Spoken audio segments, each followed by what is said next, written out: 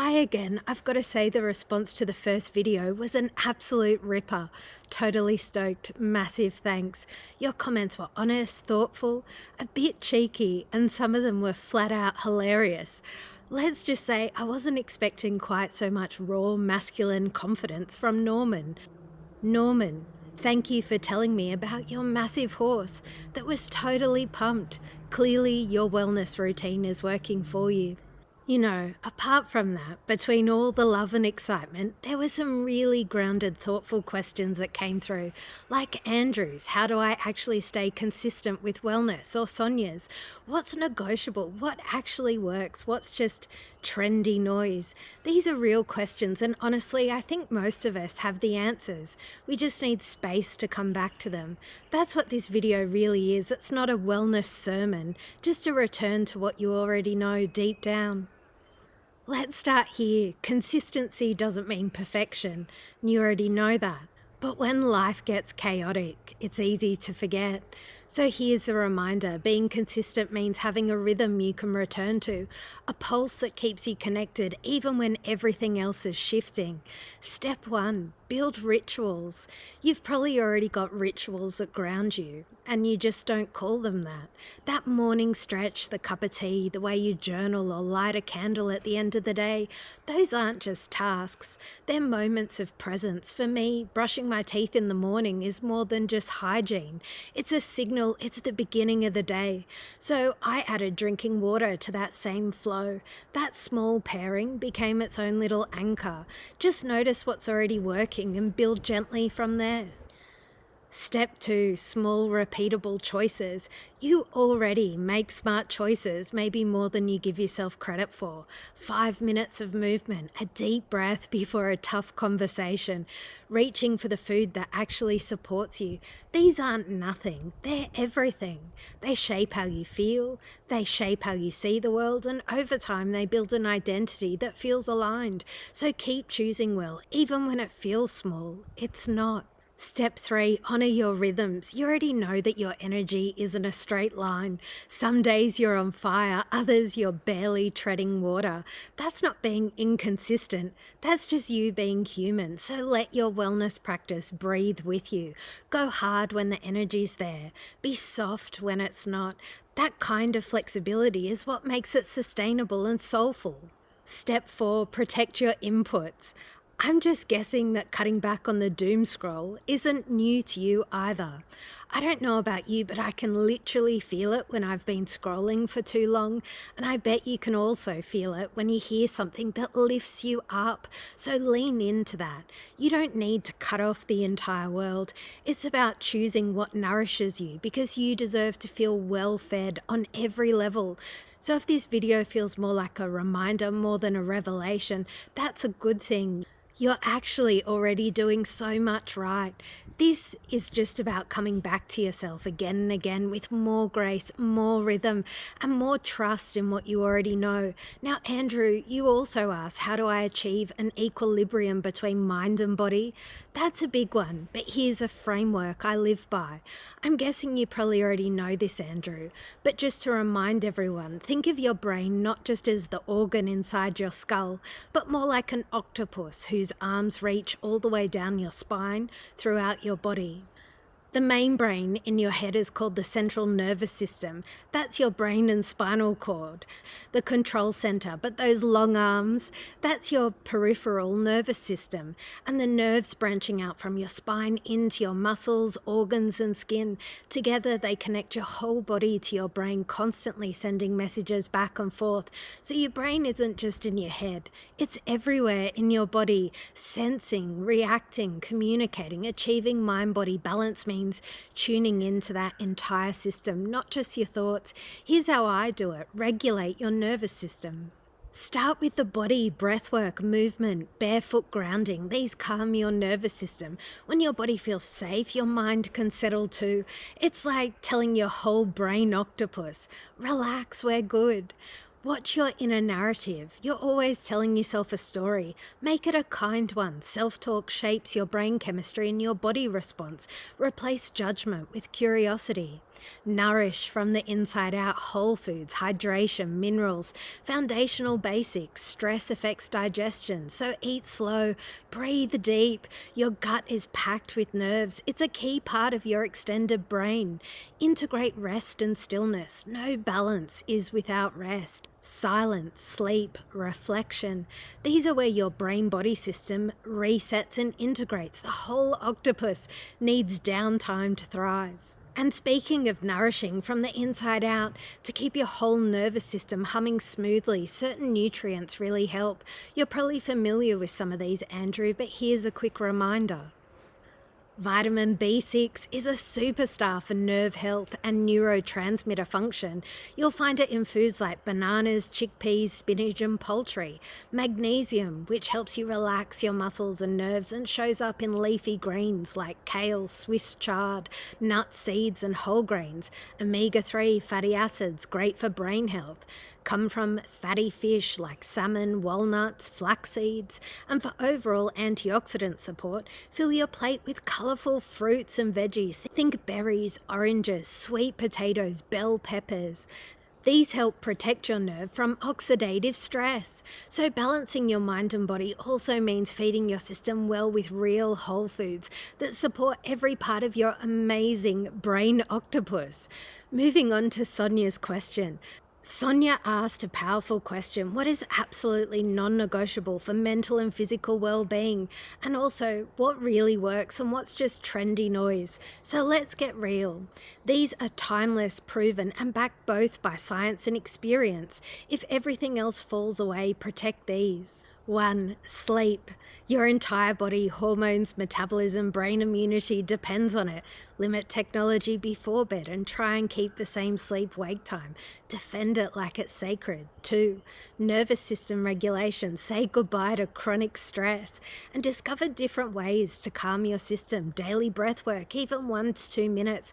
Walking without stimulation. Sunlight and nature exposure. When you have a calm body, clear mind, you can gain stronger immunity. 3. Whole food nutrition. Just real food that matters most of the time. Plants, clean protein, healthy fats, carbs from whole grains, potatoes. Eat fruits for steady energy. Fermented goodies, like the ones you might forget to use at a steakhouse, like pickles, mustard, sauerkraut. They're all great for gut health. Fermented drinks like beer, wine, kombucha, yes, they count too, in moderation.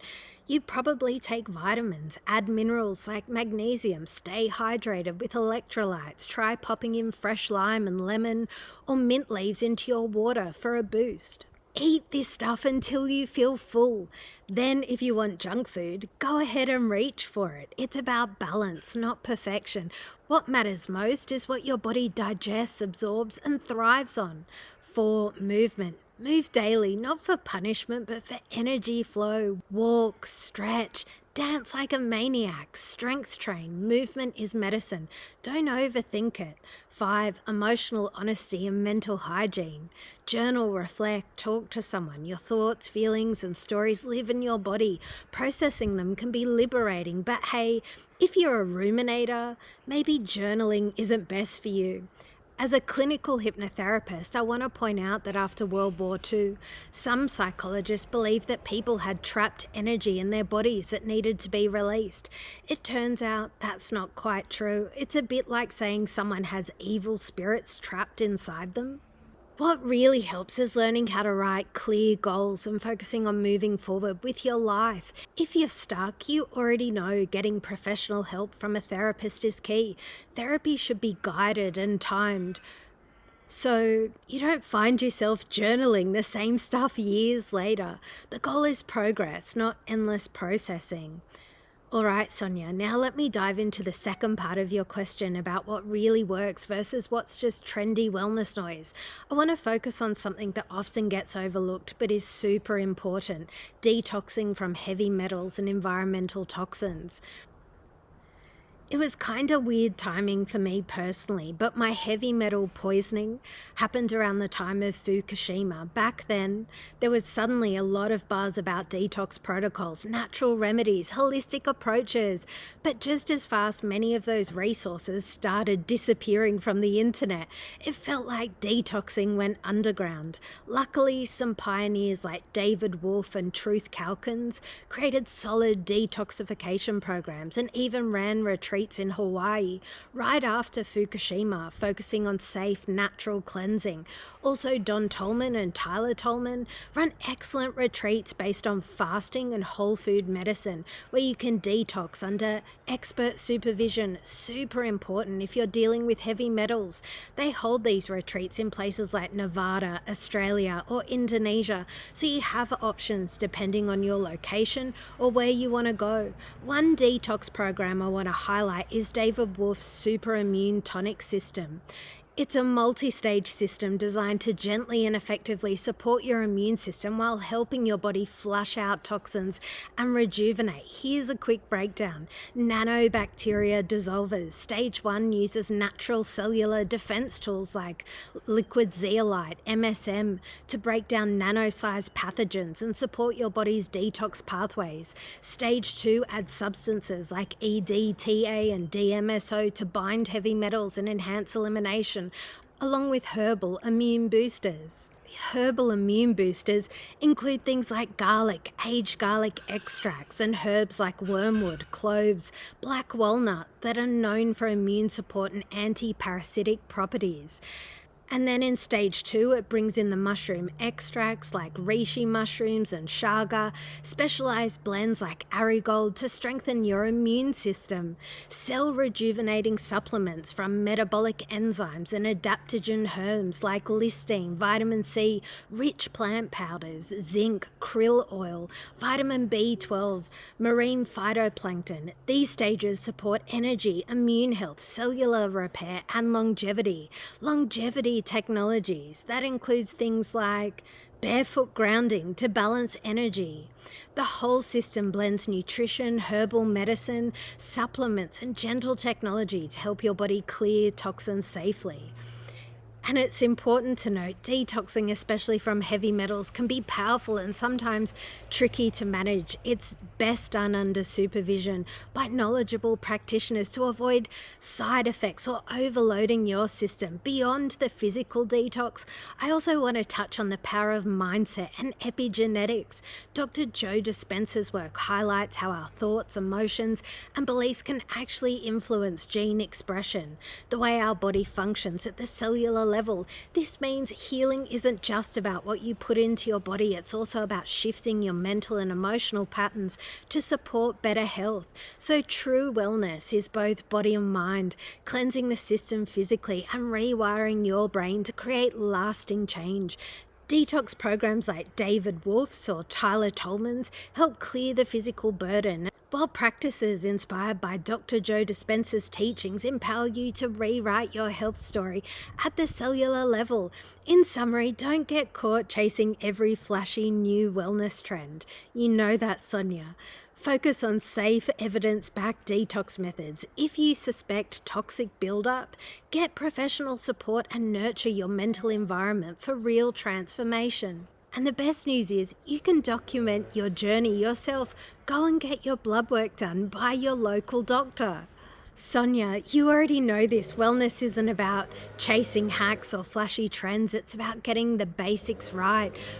Food, rest, movement, breath, and being honest with yourself. Those foundations have been working for thousands of years. Start there and then add the cool stuff, only if it fits your life.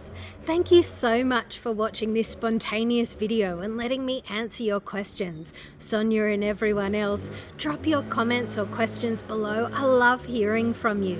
And keep an eye out for my next video, the one I promise before I squeeze this one in. In the next video, I'll share a simple but powerful healing tool you can start using immediately. It's practical grounding and might just be the shift you've been waiting for. You've got this.